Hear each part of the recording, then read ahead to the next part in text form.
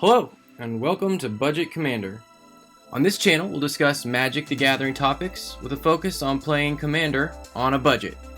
We'll cover things like deck building, top cards, deck techs, and more. Let's get started. Hello friends, today we have a gameplay video for you. This gameplay video is featuring the Commanders, all from the Core Set 2020. All these decks, or all the decks included in this video, have been featured on this channel and they have their own deck tech video. So if you'd like to see those, you can check them out in the video description. Otherwise, we're going to get right into it.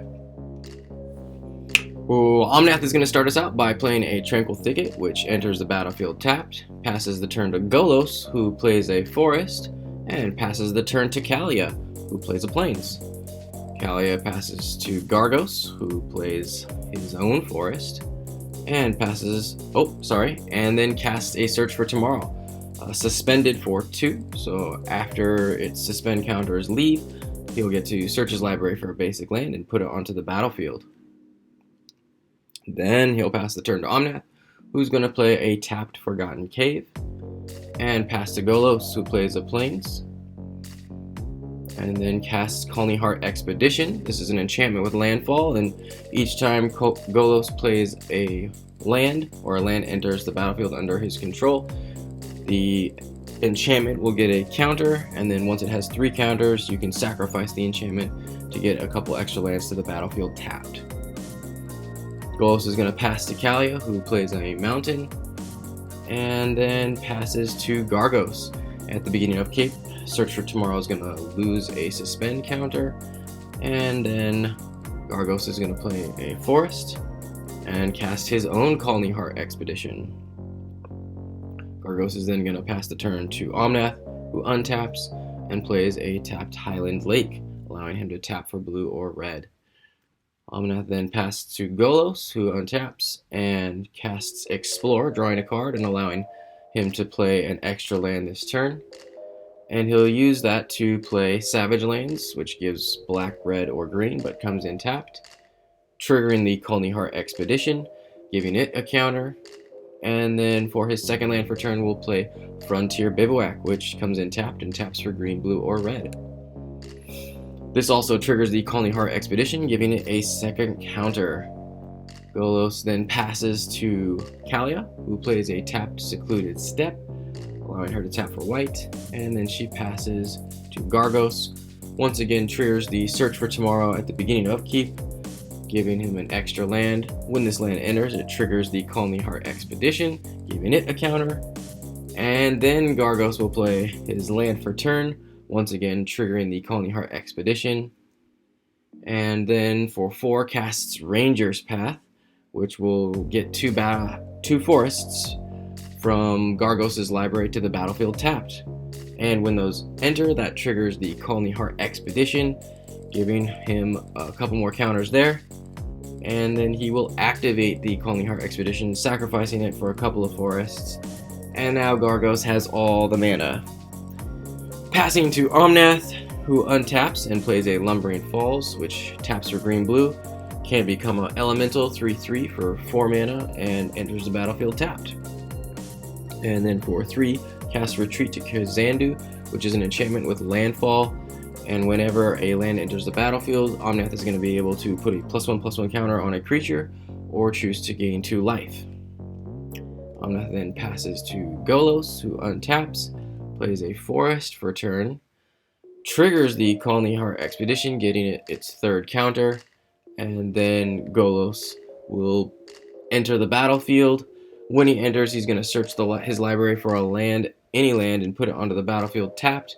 He also has the activated ability to pay 7 and exile the top 3 cards of his library, and he can cast those 3 cards without paying their mana costs.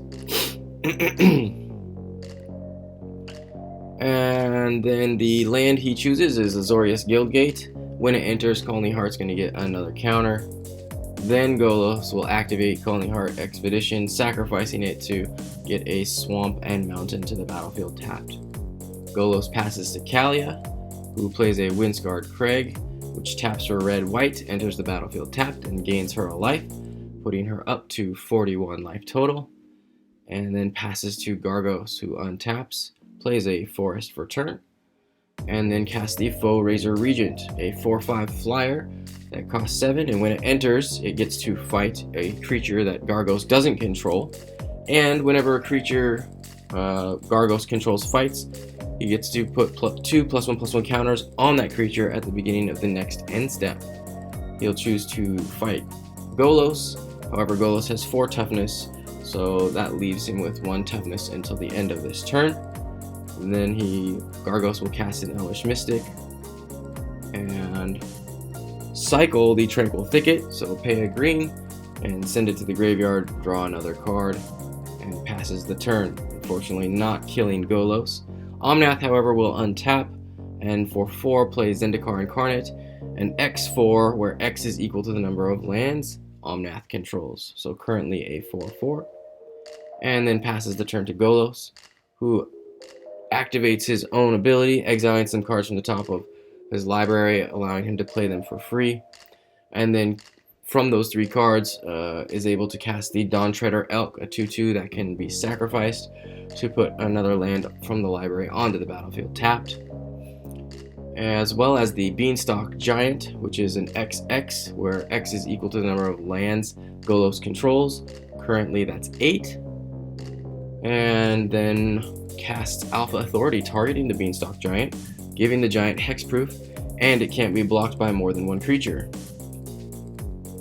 And then plays an island as a land for turn, and goes to combat, attacking Kaalia for 3, bringing her life total down to 38. Kaalia untaps at the start of her turn and plays a Rakdos Carnarium, which bounces a land to her hand as well as entering tapped. She chooses to return a plains to her hand, and then casts Angelic Renewal, which is an enchantment that sits on the battlefield and gives her a one-time use to sacrifice the enchantment and essentially regenerate a creature. She then passes to Gargos, who untaps, and then we see Gargos enter the battlefield, an 8/7 with Vigilance, making all Hydras cost 4 generic less, and whenever a creature Gargos controls becomes the target of a spell, Gargos gets to fight a creature that he doesn't control. So lots of ways to wipe out your opponent's boards slowly, or I guess pick away at the opponents with this one. And then cast the Heraldic Banner, a 3 to cast artifact that gives all of Gargos' green creatures +1/+0 and allows Gargos to tap for a green as well. Gargos chooses green because you have to choose a color when it enters, and then attacks Golos with the Foe-Razor Regent, bringing Golos' life total down to 35. Then we see a forest enter the battlefield on Gargos' side of the table, and then Gargos passes to Omnath, who goes straight to combat and attacks Kaalia with the Zendikar Incarnate, bringing her life total down to 34. And then we see Omnath enter the battlefield. Omnath, when it enters, gets to deal damage to any target equal to the number of elementals he controls, currently 2. And then whenever a land enters the battlefield under Omnath's control, he gets to put a +1/+1 counter on target elemental he controls, and draw a card if he controls 8 or more lands. So not up to 8 yet, but he will get to do that 2 damage, and he chooses to target Kaalia, bringing her life total down to 32.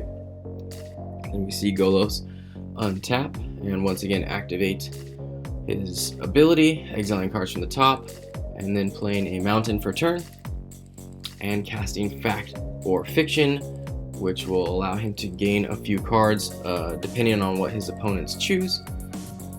And then casts Crackling Perimeter, which is an enchantment that allows Golos to tap his gates to deal 1 damage to each opponent. And then attacks Omnath for 3 with Golos, bringing Omnath's life total down to 37. Golos then passes to Kaalia, who starts out by casting Mortify, targeting the Foe-Razor Regent. When one of Gargos' creatures gets targeted with a spell, that triggers Gargos' ability and allows him to fight Golos, which will kill Golos off, and then Mortify will resolve, killing off the Foe-Razor Regent. Kaalia is going to then play a Plains for a turn, and pass to Gargos, excuse me, when the Full Razor Regent, when Gargos fought Golos, that triggered the Full Razor Regent's ability earlier in the turn, meaning that since Gargos fought Golos, he gets 2 +1/+1 counters. So he's going to get those counters now at the end of Kalia's turn, and then untap. Going straight to combat, attacking Omnath with Gargos. Omnath decides not to block and goes down to 26 life and takes 11 commander damage, which is pretty significant. And then second main phase, Gargos plays a forest for turn and passes to Omnath, who untaps and sends the Beanstalk Giant on an adventure, casting Fertile Footsteps, which will allow Omnath to search the library for a land and put it onto the battlefield. So he'll get an island, which will trigger both Retreat to Kazandu as well as Omnath himself, and they'll target both Zendikar Incarnate, giving it 2 +1/+1 counters. Then Omnath is going to cast Growth Spiral, drawing a card and allowing him to play an additional land this turn. So he'll play Terramorphic Expanse as his second land, once again triggering both Omnath and Retreat to Kazandu, giving Zendikar Incarnate a couple more counters. And then Omnath is going to activate Terramorphic Expanse, sacrificing it to put a mountain onto the battlefield, which once again triggers Omnath and Retreat to Kazandu, giving Zendikar Incarnate yet another couple +1/+1 counters. Omnath passes the turn, but at the end of turn, Golos activates the Crackling Perimeter, dealing 1 damage to each of his opponents. And then starts his turn out by casting Gonti, Lord of Luxury, a 2/3 with Death Touch, and when it enters, gets to choose an opponent and exile, or look at the top 4 cards of that opponent's library and exile one of them face down, and then can cast that card at any point, regardless of mana cost. So when it enters, Golos targets Kalia. Seems like a good choice since she's playing Angels, Demons, and Dragons, and exiles a card, and then plays the Fountain of Ichor, a 3/3 artifact that can tap for any color and also become a 3/3 dinosaur until end of turn if you need it. And then lastly casts the Hold the Gates enchantment, which gives all of his creatures +0/+1 for each gate that he controls, so a little bit bigger right now, as well as giving them vigilance. However, the Golos player forgets that they have vigilance this turn and passes up misses the opportunity to get a free attack in on Kalia. Kalia untaps and then casts Terminate, targeting Gargos, which will then trigger Gargos. Gargos will choose to fight the Dawntreader Elk, eliminating it from the battlefield, and then we see Terminate resolve, sending Gargos back to the command zone. Then Kalia will pass the turn to Gargos, who will start out by returning itself to the battlefield, and then gets a little revenge strike with the Elvish Mystic, attacking Kalia for 2 because the Heraldic Banner gives it a +1/+0 buffer, reducing Kalia's life total to 31, and then plays a forest and passes the turn to Omnath. Omnath casts Harrow, which will allow him to sacrifice a couple lands and put a couple lands onto the battlefield tapped, which will then trigger Omnath's as well as the Retreat to Kazandu, targeting the Zendikar Incarnate, giving it a total of 10 +1/+1 counters, and then the Elemental will swing at Gargos, reducing Gargos' life total to 22. At the end of Omnath's turn, Golos is going to play Reclaim, putting a card from the graveyard on top of his library, and then untap and cast Fact or Fiction, once again getting a couple extra cards. Moving to combat, will attack Omnath with Gonti as well as the Beanstalk Giant, reducing Omnath's life total to 13. And then cast the Midnight Clock, which is a 3 to cast artifact that can tap for a blue, and at the beginning of each upkeep gets a time counter or hour counter, and then once it has 12 hour counters, you get to exile the Midnight Clock, shuffle your hand and graveyard into your library, and draw 7 new cards. You can also pay 2 and a blue to put another extra hour counter on there to accelerate that opportunity to get that new grip. And then Second main phase will also cast Time Wipe, targeting the Beanstalk Giant. So the Beanstalk Giant will get returned to Golos' hand, and all the other creatures will be destroyed. And then plays the Temple of Plenty, which enters the battlefield tapped, allows Golos to scry one, and can tap for a green-white. Golos will then pass to Kaalia, which triggers the Midnight Clock, giving it an hour counter. And then Kaalia is going to play a Hoarding Dragon, a 4/4 flyer that when it enters allows Kaalia to search her library for an artifact and exile it. Should the dragon die, the exiled card goes to Kaalia's hand. Kaalia is going to pass the turn to Gargos, which will then trigger the Midnight Clock at the beginning of Gargos' upkeep. And then Gargos will play a Forest, and once again enter the battlefield.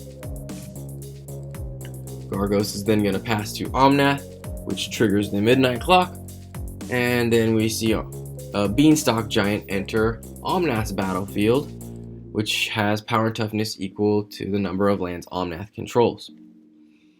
Passes the turn to Golos, which triggers the Midnight Clock, and then Golos plays a Terramorphic Expanse for land, triggers it, sacrificing it in exchange for a Forest, and then plays Manalith, a 3 to cast artifact that taps for any color, and then plays a Beanstalk Giant of his own, and then passes the turn to Kaalia. Kaalia is going to untap, and that gives the Midnight Clock another hour counter, and then casts Despark, attempting to exile the Beanstalk Giant because it has a CMC greater than 4. However, Golos is going to play Insidious Will, countering that spell. Kaalia then plays a Plains for turn and goes to combat, swinging at Omnath for 4. Reduces Omnath's life total to 19, and then plays an Angel of Condemnation second turn, a 3/3 flying Vigilant Angel that can flicker creatures or potentially exile them until the angel leaves the battlefield. Great use for Hoarding Dragon and other creatures with ETBs. Kaalia passes the turn to Gargos. Once again, that triggers the Midnight Clock. And then Gargos goes to combat, swinging at Kaalia for 8, reducing her life total to 22. Second main phase casts the Dozing Shaman, a 3/4 that can, once a turn, essentially return an enchantment from the graveyard back to Gargos' hand. Gargos then passes the turn to Omnath, which triggers the Midnight Clock, and then Omnath attacks Kaalia with the Beanstalk Giant. Choosing not to block, the Omnath will then decide to Blood Rush a Rubble Hulk, giving the Beanstalk Giant +7 or +X, where X is equal to the number of lands that Omnath controls. This reduces Kaalia's life to 8, and then second main phase, Omnath casts Fertilid, a 0/0 that enters with 2 +1/+1 counters, and Omnath can remove those +1/+1 counters to search his library for basic lands and put them onto the battlefield tapped. Omnath passes to Golos, who untaps and gets another hour counter on the Midnight Clock, and then plays an island for a turn, and taps a bunch for the Volcanic Vision, a 7 to cast sorcery, which allows Golos to return an instant or sorcery from his graveyard to hand, and then Volcanic Vision will deal damage equal to that card's converted mana cost to each creature your opponents control. I believe Golos targeted the Insidious Will, so 4 damage to each of his opponent's creatures. This will kill off a bunch of things, Hoarding Dragon being one of them in note, because that means an artifact goes to Kaalia's hand. And then, when the Hoarding Dragon dies, Kaalia decides to trigger or activate the Angelic Renewal, sacrificing it to return the Hoarding Dragon to play, which will allow her to search her library for an artifact, and exile it, and then, once again, should the Hoarding Dragon die, she will get to recast, or that card will go to her hand. Then, Golos activates the Fountain of Ichor, turning it into a 3/3 creature, and goes to combat, swinging the Beanstalk Giant at Gargos and the Fountain of Ichor at Omnath, reducing their life totals to 6 and 9 respectively.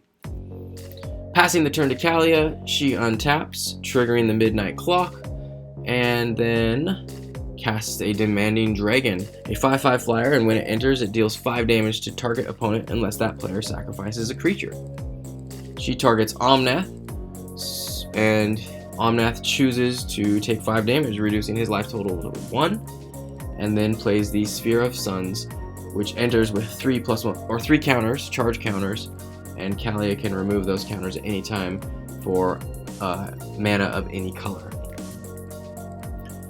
Kalia passes to Gargos, which will then again trigger the midnight clock, and Gargos goes straight to combat, swinging in at Omnath and knocking Omnath out of the game. Second main phase, Omnath casts a Feral Hydra for 17, so it's a 0/0 that will enter the battlefield with 17 +1/+1 counters. However, Golos once again casts Insidious Will, countering that spell. At the end of Gargos' turn, the Crackling Perimeter once again gets triggered, dealing 1 damage to each opponent of Golos', and then Golos will untap, and that will trigger the Midnight Clock, giving it another hour counter, and then Golos will play the Archaeomancer, returning an instant or sorcery from his graveyard to his hand, and then will cast that sorcery, Time Wipe, targeting Archaeomancer. So the Archaeomancer is going to be returned to Golos' hand, and then all of the creatures are going to be destroyed. Once again, this triggers the Hoarding Dragon, so that when it dies, that artifact goes to Kalia's hand. And then we see the Archaeomancer hit the battlefield one more time, and he got back the instant reclaim and put a card from his graveyard on top of his library, and then passes the turn to Kalia, once again giving the final or 12th hour counter to the Midnight Clock, exiling it and shuffling Golos' graveyard and hand into the library and allowing Golos to draw a new grip of 7 cards. Then Kalia plays the Bladewing the Risen, a 7 to cast 4/4 flying dragon that when it enters gets to reanimate a dragon from her graveyard. It also has black-red to give it +1/+1 until end of turn. She chooses to get back the Demanding Dragon and targets Gargos with it. As Gargos has no creatures, he has to take 5 damage, reducing his life total to 3. And then she passes the turn to Gargos, who once again will enter the battlefield. And then Gargos will pass the turn to Golos. Golos starts out by playing a Rampant Growth, one of his new 7 cards, and then plays Simic Guildgate as his land for turn. Then casts Explore, which will draw him a card and allow him to play an extra land this turn. The extra land he chooses to play is Orzhov Guildgate, which enters tapped and can tap for a white-black. And then we see Golos Tireless Pilgrim once again hit the battlefield and trigger his ability, which will allow him to fetch up Selesnya Guildgate, which enters tapped and can tap for a green-white.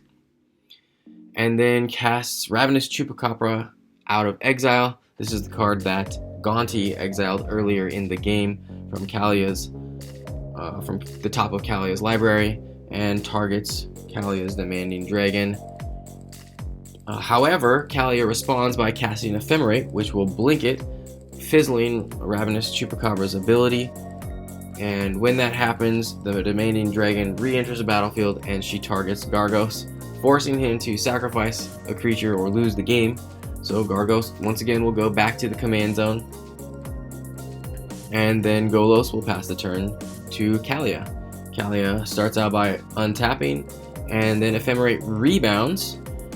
Once again, she targets the Demanding Dragon, and when it enters, she kills Gargos off. Now that he's knocked out of the game, she'll play a Mountain, and then cast the Abhorrent Overlord, a 6/6 flyer that gives Kalia Harpies equal to her devotion to black. She has 4 devotion to black right now, so she's going to gain 4 1/1 flyers. And then she's going to cast the Talisman of Conviction, which taps for a colorless or can tap for red-white if she chooses to ping herself for a damage. She'll then pass to Golos, who untaps and plays a Plains for turn, and then casts Flicker Wisp, exiling the Archaeomancer until end of turn, and then it'll re-enter at the end of Golos' turn. And then casts Dune Blast, a sorcery for 7 that allows Golos to choose one creature and destroy all the rest. So Golos chooses to shield himself or chooses himself. All the rest of the creatures are destroyed. And then Golos goes to combat, swinging at Kaalia for 3, reducing Kaalia's life total to 4. And then activates the Crackling Perimeter for 4, dealing 4 damage and knocking Kaalia out of the game. So there you have it. Golos wins. Very defensive deck. We'll go over highlights. Omnath Locust the Royal just kind of did okay. It was cool to see both Omnath and the Retreat to Kazandu out, putting tons of +1/+1 counters on things. I also always like to see combat tricks like Blood Rush. That's always fun.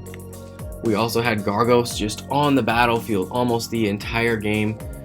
That deck did a really good job of ramping and getting a ton of mana out, being able to play Gargos early and then always having it out. However, he didn't get into his own targeting shenanigans. That deck tries to reuse enchantments and get lots of target triggers off of Gargos, which it didn't get to do. It was also cool to see the Feral Hydra on the stack for 17, although it didn't get to resolve, unfortunately. Kaalia struggled with mana. She didn't really get the black sources she needed. However, the Demanding Dragon was cool because it allowed her to give herself second place. Would have been cool if she could have gotten more out of it, but she was able to blink it a few times and reanimate it from the graveyard. Bladewing was really cool. A lot of value to be had there. You get a big flyer and you get another big flyer back to the battlefield. So that was sweet. And then we had Golos, who won the game. Just a lot of value to be had. Got to trigger his ability a few times. This is my first time seeing Midnight Clock in the game, and it seemed to perform really well. Kind of vulnerable in that it's there for a long time, but in a multiplayer game, you're going to get a bunch of those hour counters really fast. So it kind of allows you to dump your hand out. And then Crackling Perimeter as well allowed Golos to kind of sit back and be a little bit more defensive probably, and knock people out as he saw fit or kind of at his own timing. So anyhow, hope you guys enjoyed this video. The idea is to give you a look at what some of the deck techs do on this channel. Hope you guys enjoyed it and have a great rest of your day. Peace. Thanks for watching. If you liked the video, you should like the video. You can subscribe by hitting the icon in the top left. YouTube thinks you'll like the video on the top right. Otherwise, you can check out one of the playlists on the bottom. Have a great day.